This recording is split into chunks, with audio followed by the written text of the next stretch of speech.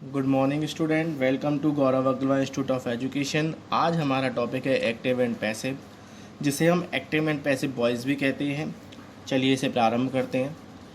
Active and passive, तो इसके अंदर दो चीज़ें होती हैं, एक हमारा होता है सब्जेक्ट और एक हमारा होता है ऑब्जेक्ट। तो एक्टिव से पैसिव बनाते समय सब्जेक्ट को ऑब्जेक्ट में कन्वर्ट किया जाता है और ऑब्जेक्ट को सब्जेक्ट में कन्वर्ट किया जाता है। तो सबसे पहली बात यह आती है कि क्या सब्जेक्ट होता है और क्या हमारा ऑब्जेक्ट होता है। जैसा कि हमें मालूम है, जो हमारे सब्जेक्ट होते हैं वो I, we, you, they, he, she और इट होता है। बात अगर हम ऑब्जेक्ट की करें तो हमारे जो ऑब्जेक्ट होते हैं, जैसे आई का ऑब्जेक्ट मी होता है, वी का ऑब्जेक्ट अस होता है, यू का ऑब्जेक्ट यू होता है, दे का ऑब्जेक्ट देम होता है, ही का ऑब्जेक्ट हिम होता है, सी का ऑब्जेक्ट हर होता है और इट का ऑब्जेक्ट इट ही होता है। तो जैसा कि मैंने अभी ऊपर रूल बताया कि एक्टिव से पैसिव बनाते समय सब्जेक्ट को ऑब्जेक्ट में बदलते हैं और ऑब्जेक्ट को सब्जेक्ट में बदलते हैं। तो ये पूरी बात नहीं है, ये थोड़ी सी अधूरी बात है। इसके अंदर क्या होता है, एक्टिव से पैसिव बनाते समय सब्जेक्ट को ऑब्जेक्ट में और ऑब्जेक्ट को सब्जेक्ट में बदला जाता है और बदले हुए सब्जेक्ट से पहले बी बाय का प्रयोग करते हैं। इसके अलावा वर्ब की थर्ड फॉर्म का प्रयोग किया जाता है।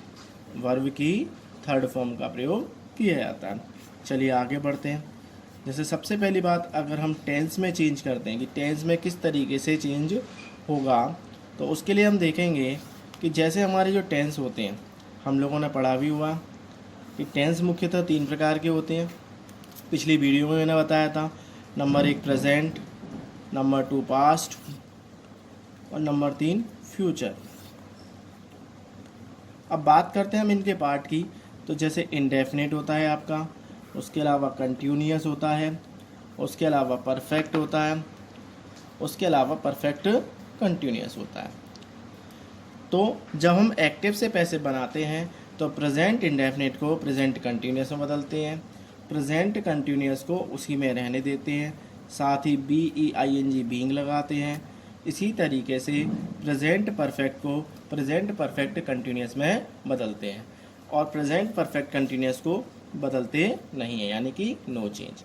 इसी तरीके से पास्ट इंडेफिनिट को पास्ट कंटिन्यूअस में बदला जाता है, पास्ट कंटिन्यूअस को उसी में रहने देते हैं, साथ में बीइंग लगाते हैं।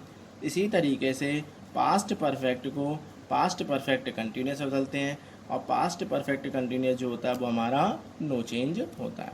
इसी तरीके से फ्यूचर इंडेफिनिट को फ्यूचर कंटिन्यूअस में बदला जाता है, फ्यूचर कंटिन्यूअस हमारा नो चेंज होता है, इसे हम बदलते नहीं हैं, और फ्यूचर परफेक्ट को फ्यूचर परफेक्ट कंटिन्यूअस में बदला जाता है, जबकि फ्यूचर परफेक्ट कंटिन्यूअस हमारा नो चेंज होता है। आप लोगों को एक बात का विशेष ख्याल रखना है, जब हम एग्ज़ाम टाइम में होते हैं तो हमारे सामने जो सबसे बड़ा कन्फ्यूज़न का विषय होता है कि ये और डायरेक्ट इनडायरेक्ट हमें एक जैसा लगता है।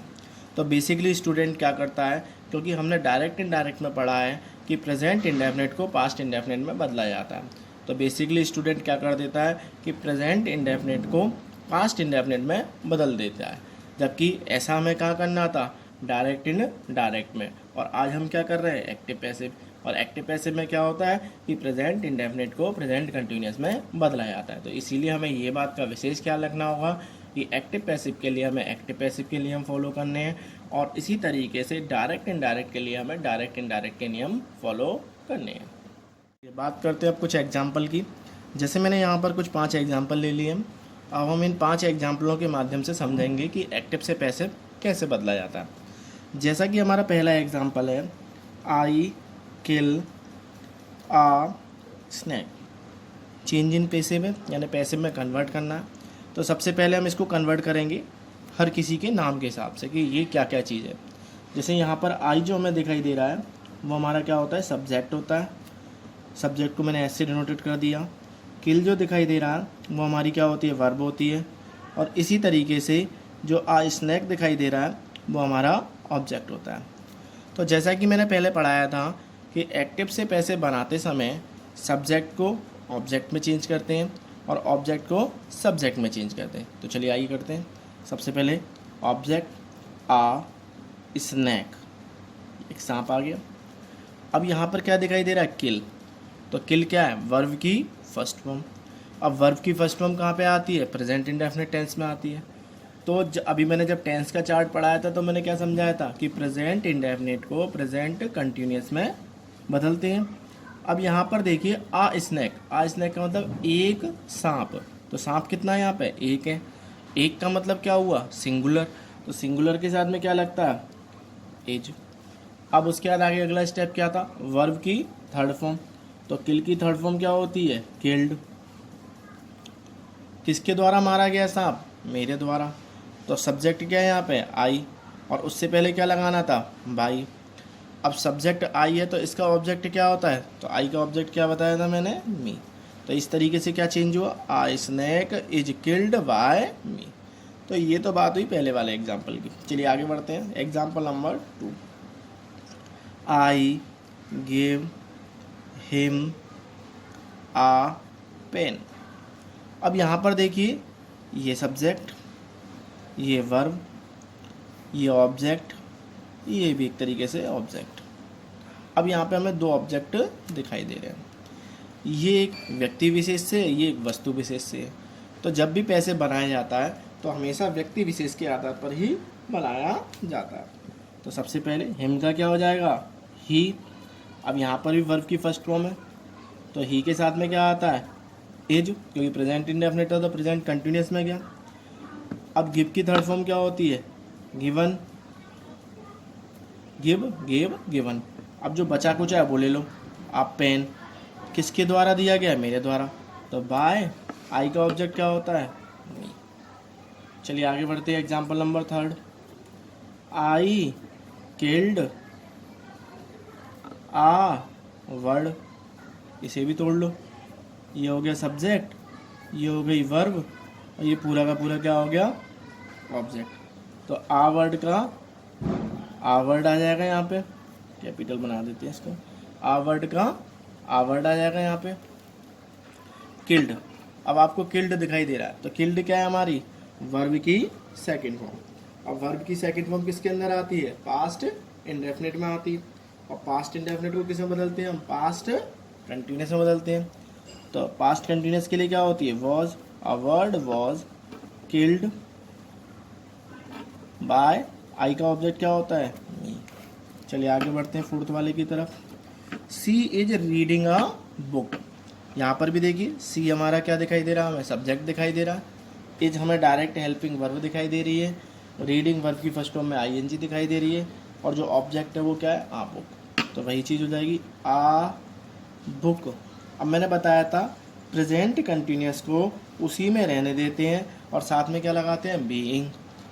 तो आ बुक इज बीइंग।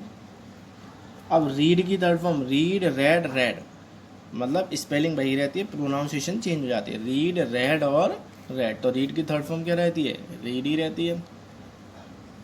किसके द्वारा, सी के द्वारा। और सी का ऑब्जेक्ट क्या होता है, हर। चलिए आगे बढ़ते हैं।